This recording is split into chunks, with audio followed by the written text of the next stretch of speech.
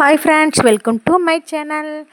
இன்றைக்கி நம்ம இந்த வீடியோவில் என்ன பார்க்க போகிறோன்னா, சும்மா இருக்கிற நேரத்தில் வீட்டில் இருக்கிற சின்ன சின்ன வேலையை நம்ம செஞ்சு வச்சோம்னா நமக்கு அடுத்த நாள் சமைக்கிறதுக்கு ஈஸியாக இருக்கும். மற்ற பொருளும் நம்ம அதில் வேஸ்ட் பண்ணாமல் இருக்கலாம், டைமும் சேவ் பண்ணலாம், மணியும் நமக்கு மிச்சமாகும். அது என்னங்கிறத பார்ப்போம். சின்ன சின்ன வேலையாக தான் இருக்கும். அதை நம்ம சோம்பேறித்தனப்பட்டு செய்யாமலே விட்டுருவோம். அப்படி செய்யாதனால நமக்கு காலையில் நேரம் ரொம்ப டென்ஷனாக இருக்குங்க. அதனால் நான் சொல்கிறத ஃபாலோ பண்ணி பாருங்கள். வாங்க, முருங்கைக்காய் நம்ம கடையிலேருந்து வாங்கிட்டு வருவோம். வாங்கிட்டு வந்தோன்னா அப்படியே வைக்காதீங்க. நீங்கள் நல்லா எந்த மாதிரி சைஸில் நீங்கள் வந்து குழம்புக்கு போடுவீங்களோ இல்லை பொரியல் பண்ணுவீங்களோ அந்த மாதிரி குட்டி குட்டியாக கட் பண்ணி எடுத்து ஒரு பாக்ஸில் போட்டுடலாங்க. நான் வந்து இந்த சைஸில் தாங்க போடுவேன். அதனால் எல்லாத்தையும் இந்த சைஸில் எடுத்துங்க. ஒவ்வொருத்தர் பெருசாக கூட போடுவாங்க, ஒவ்வொருத்தர் சிறுசாக போடுவாங்க. நான் வந்து கொஞ்சம் மீடியம் சைஸாக தான் போடுவேன், ரொம்ப குட்டியாக போட மாட்டேன்.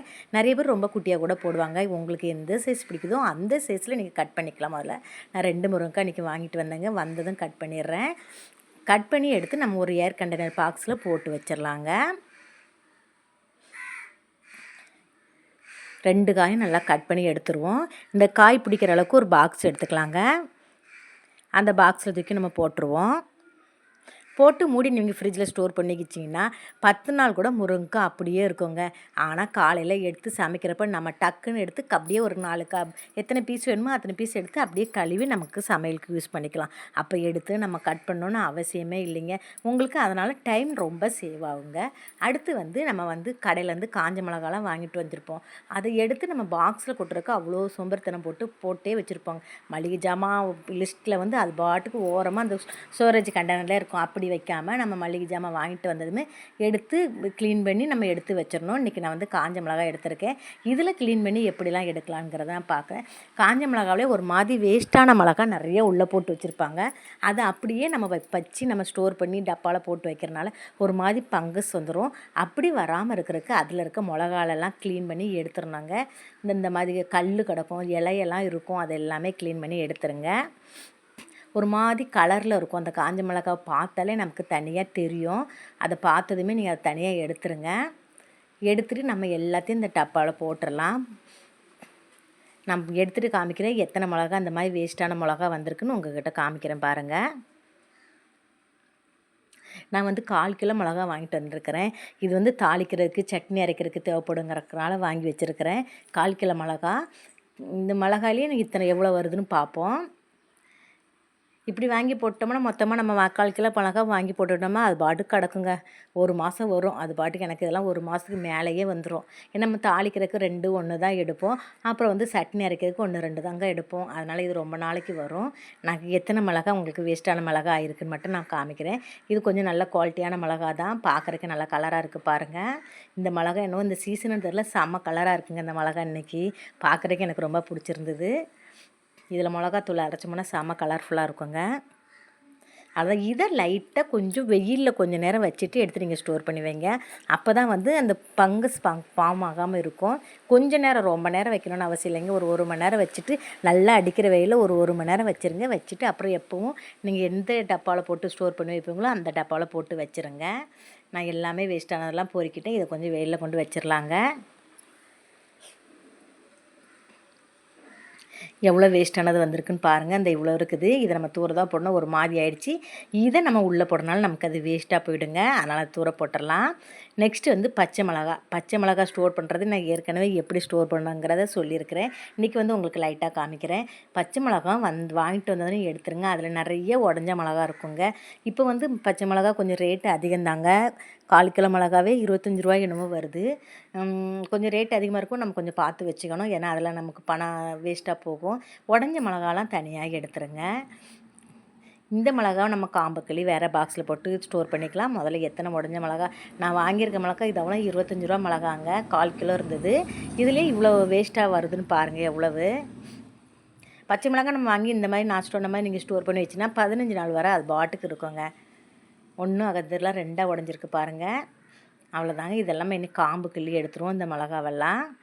அது வந்து நமக்கு வந்து உடஞ்ச மிளகா. அதை என்ன பண்ணலாங்கிறத நான் சொல்கிறேன். இதை மட்டும் காம்பு கிள்ளி ஒரு டப்பாவில் போட்டு நம்ம ஸ்டோர் பண்ணிடலாம்.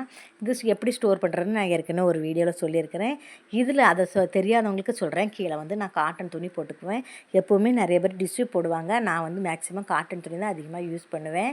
இந்த துணி போட்டுட்டு மேலே அந்த பச்சை மிளகா வச்சு அதுக்கப்புறம் மூடி நீங்கள் ஸ்டோர் பண்ணி வச்சிங்கன்னா 15 நாள் வரை அப்படியே கலர் மாறாமல் பழுத்து போகாமல் சூப்பராக இருக்குங்க. தெரியாதவங்களுக்காக சொல்கிறேன். இது ஏற்கனவே எங்கள் வீடியோ பார்த்துருந்தா கண்டிப்பாக அந்த இது பார்த்துருப்பீங்க. பச்சை மிளகாய் எப்படி ஸ்டோர் பண்ணுறேன்னு அதுக்கு ஒரு வீடியோ போட்டிருந்தேன். பார்க்காதவங்க இதை பார்த்துக்குங்க. என்னோடய சேனலை ஃபஸ்ட்டு முறையாக பார்க்குறதா ப்ளீஸ் சப்ஸ்கிரைப் பண்ணிவிட்டு பாருங்கள். அவ்வளோதாங்க. இதை மூடி நம்ம ஃப்ரிட்ஜில் ஓரமாக வச்சிடலாம். இதில் வந்து நம்ம வந்து இந்த உடஞ்ச மிளகா இருக்குது பார்த்திங்களா, இதை மிக்சியில் போட்டு ஒரு ரவுண்டு ரொம்ப அரைக்கணும்னு அவசியம் இல்லை. லைட்டாக ஒரு ரவுண்டு மட்டும் நீங்கள் அரைச்சி விடுங்க. அப்படி நீங்கள் அரைச்சி விட்டிங்கன்னா 1க்கு 2 அரைஞ்சிரும். 1க்கு 2 அரைஞ்சிருச்சு பாருங்கள். அரைஞ்சிரும். நான் அதை உங்களுக்கு எப்படி அரைஞ்சிருக்குன்னு மட்டும் காமிக்கிறேன். இதை ஒரு ஸ்டோரேஜ் கண்டெய்னரில் போட்டு வச்சுக்கிங்க. நம்ம பொரியல் ஏதாவது குழம்புக்கோ ஏதாவது நம்ம வந்து சட்னிக்கோ டக்குன்னு 1 நாள் 2 நாள் யூஸ் பண்ணுறதுக்கு இது ரொம்ப யூஸ்ஃபுல்லாக இருக்கும். டக்குன்னு நம்ம பொரியலுக்கு கொஞ்சமாக தேவைப்படும். அப்போ வந்து நம்ம குட்டி குட்டியாக கட் பண்ண முடியாது. நீங்கள் இதை எடுத்து ஒரு 1/2 ஸ்பூனோ ஒரு 1/4 ஸ்பூனோ போட்டு பாருங்களேன். சூப்பராக இருக்கும். அந்த பச்சை மிளகா போட்டதே தெரியாது. குழந்தைகளுக்கு கூட அது போட்டது தெரியாது. இல்லாட்டி பச்சை மிளகா கடிச்சிருவாங்களோ பார்த்து நம்ம இது பண்ணணும். இந்த மாதிரி நீங்கள் ஸ்டோரேஜ் பண்ணி வச்சிங்கன்னா குழந்தைகள் கூட செய்கிற டிஷ்ஷில் லைட்டாக நீங்கள் போட்டு சேர்த்துக்கலாம். பச்சை மிளகாவை லைட்டாக இந்த மாதிரி நம்ம போட்டு வச்சுருவோம். இப்போ நம்ம பச்சை மிளகா வேஸ்ட் பண்ணாமல் ஸ்டோரேஜ் பண்ணியாச்சு. நெக்ஸ்ட்டு வந்து தேங்காய். இந்த தேங்காயை நீங்கள் அப்படியே வைக்காமல் நான் சொன்ன மெத்தடில் நீங்கள் வச்சிங்கன்னா தேங்காய் வந்து நம்ம காலையில் எடுத்து சமைக்கிறதுக்கு ரொம்ப ஈஸியாக இருக்கும். இப்படியே முழுசாக வச்சா காலையில் நமக்கு வந்து அது கீறி தோண்டி அதுக்கப்புறம் பீஸ் போட்டு அரைக்கிறதுக்கு நமக்கு டைம் வேஸ்ட்டாக போகும். இது நீங்கள் ஃப்ரீயாக சும்மா இருக்கிற நேரத்தில் இந்த எல்லாம் பாருங்கள்.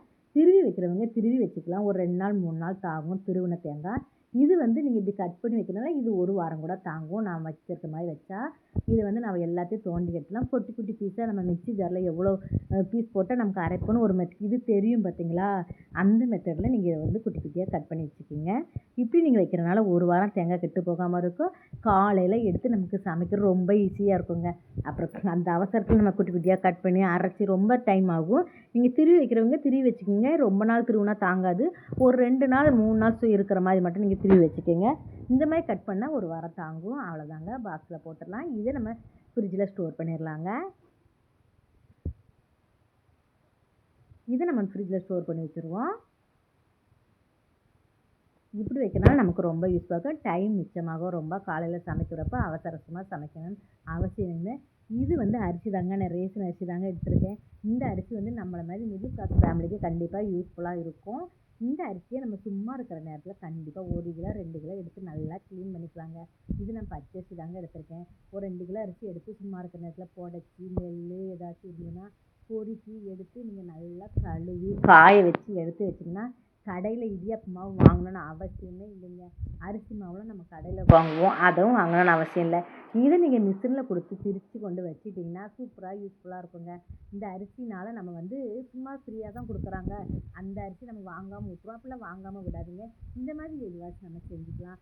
சும்மா இருக்கிற நேரத்தில் இந்த அரிசியை க்ளீன் பண்ணி நீங்கள் இந்த வேலை செஞ்சுக்கலாம். அப்புறம் நம்ம தோசைக்கு இட்லிக்கு போடும்போதெல்லாம் இதில் கொஞ்சம் போடுவோம்ல, அப்போ வந்து இதை க்ளீன் பண்ணி ஒரு பாக்ஸில் நீங்கள் போட்டு வச்சாலும் சும்மா இருக்கிற நேரத்தில் அதுலேருந்து நம்ம எடுத்துக்கலாம். அந்த அவசரமாக ஊற வைக்கும்போது நம்ம க்ளீன் பண்ண முடியாது நம்மளால். அதனால் அப்போ எடுத்து நம்ம ஊற வச்சுக்கலாம். ஒரு 2 கிலோ 3 கிலோ எடுத்து நீங்கள் க்ளீன் பண்ணி தனியாக ஒரு டப்பாவில் போட்டுக்கோங்க. இந்த மாதிரி நீங்கள் குட்டி வேலையை நீங்கள் பார்த்து வச்சிங்கன்னா சமைக்கும்போது ரொம்ப ஈஸியாக இருக்கும். டைம் மிச்சமாகும், மணி சேவிங் ஆகும். அவசரமாக சமைக்கிறது ரொம்ப ஹெல்ப்ஃபுல்லாக இருக்குங்க. இந்த மாதிரி நான் சொன்ன டிப்ஸ்லாம் கண்டிப்பாக நீங்கள் செஞ்சு பாருங்கள். ரொம்ப யூஸ்ஃபுல்லாக இருக்கும். சின்ன வேலைக்கு தான் கொஞ்சம் சோம்பேறித்தனம் பண்ணாமல் செஞ்சோம்னா நமக்கு ரொம்ப ஈஸியாக இருக்குங்க. அவ்வளோதான் ஃப்ரெண்ட்ஸ். இந்த மாதிரி யூஸ்ஃபுல்லான வீடியோ பார்க்க நம்ம சேனல் சப்ஸ்கிரைப் பண்ணுங்கள். யூஸ்ஃபுல்லான வீடியோ பார்க்க நம்ம சேனலை சப்ஸ்கிரைப் பண்ணுங்கள், லைக் பண்ணுங்கள், கமெண்ட் பண்ணுங்கள். பாய், see you.